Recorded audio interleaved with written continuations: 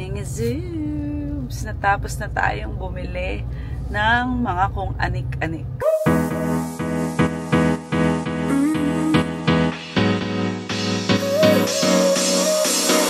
Work is almost over, summer's getting closer. Ay mga zoobs, magandang araw sa inyong lahat. So for today's vlog, kami ni Andy ay pupunta sa mall.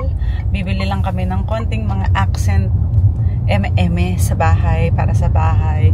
And you know, I really love yung mga rugs dun sa sa iba't ibang lugar. Like for example, may nakita kasi akong rug dun sa, well, si Andy yung nakakita ng bath mat dun sa H&M Home.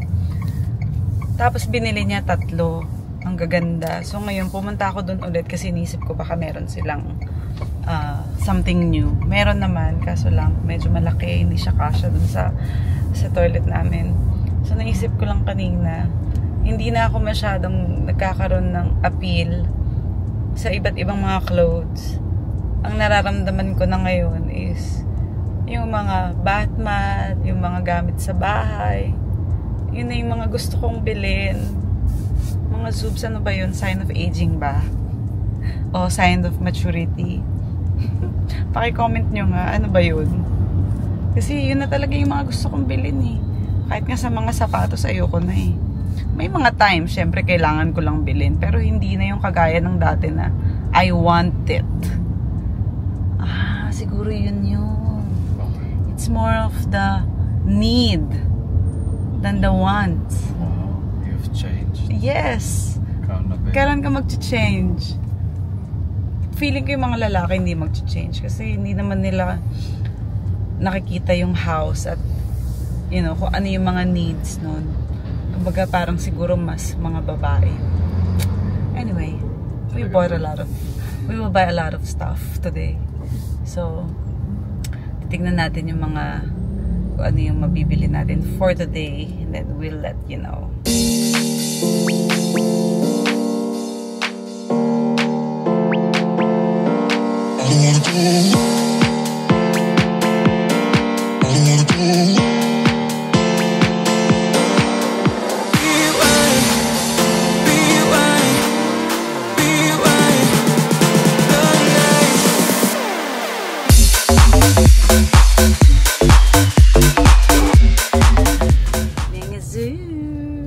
Tapos na tayong bumili ng mga kung anik-anik. So, nakabili ako ng 2 rugs or bath mat, kulay pink and black. Tapos, meron din silang bagong, parang nude type na towelette para ilalagay ko naman dun sa powder room namin sa baba. And then, yung, hindi ko alam kung anong tawag dun sa bilog, nalalagyan mo siya ng mga fruit bowl. Oh yeah, bumili rin kami ng fruit bowl. Pero yung isa pang bilog, daddy, lalagyan ng mga accent sa coffee table. Oh, parang design plate na bilog. So you'll see it later pag uwi natin sa bahay para makita ninyo kung ano yung sinasabi ko. So ayun, nakabili kami sa H&M Home. Ang ganda ng mga ano nila. Tapos sale sila ngayon, 50 off sa iba't ibang mga items. Hindi sa lahat. Kasi yung mga nabili natin, hindi sale eh. Was it? Oo. Tapos nakabili rin pala ako ng wine glass. Kasi dati na may mga bisita ako.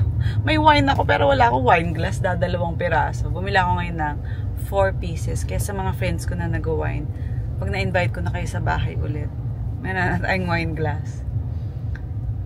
Pero hindi mo na ako mag-i-invite ngayon kasi nagda-diet na kami ni Andy. Today is the start of... The totoong start. Totoong start na talaga ng eating good. Wow. Kasi siyempre sa taping nahihirapan ako but I'm still trying, diba? Well, technically it's hard day too kasi this will be where we start. Yes, yesterday we did gym. Tapos nag-party lang kasi kami kagabi dahil party ng mga batang release. Pero still, we still ate good, diba? We drink good. Pretty good. And then yun, same food naman yung palagi kong pinapa-prepare. Titignan natin. And then, mas magiging consistent lang talagang everyday working out. Kaya, so happy na kahit papano, at least every morning sana makapag-workout talaga kami ng dire-diretso. Yun yung goal. So yun mga Zoobs, pauwi na kami. And after this, magbibihis lang. We will go to the gym. Good evening mga Zoobs. So we just got here to the gym. We're going to squeeze in a quick session. Just finished up having a coffee because I'm a little bit down on energy. We only had parang 6.5 hours sleep. Parang ganyan. Actually, baka less kasi Mimi woke us up really early this morning. So today for me, it's a weird session because I'm going to do triceps, traps, and forearms. Reason being, I hurt my chest. So I cannot do chest day at the moment. I think last weekend, I hurt my chest.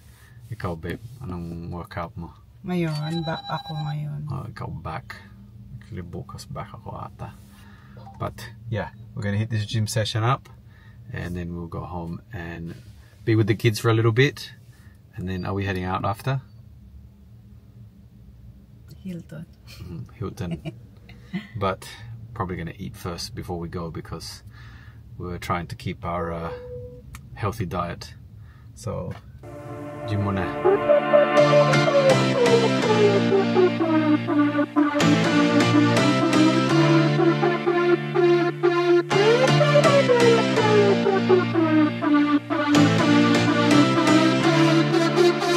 I've been through heartaches, I've been to heaven.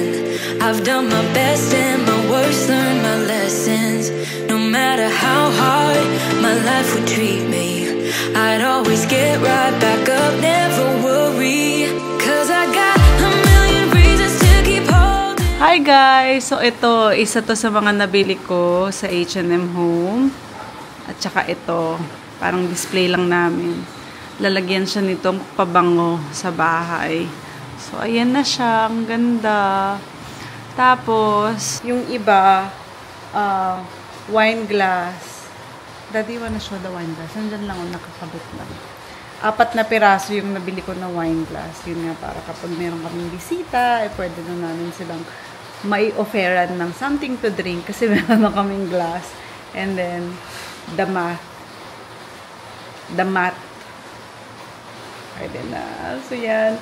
Sale sila until katapusan ng June. Kaya, kung gusto ninyong pumunta sa H&M Home, yan, masasabi ko na nakatipid tayo ng bonggang-bongga kasi yung iba, especially the wine glass, 50 off yan nakuha namin. Parang 140 pesos na lang siya isa.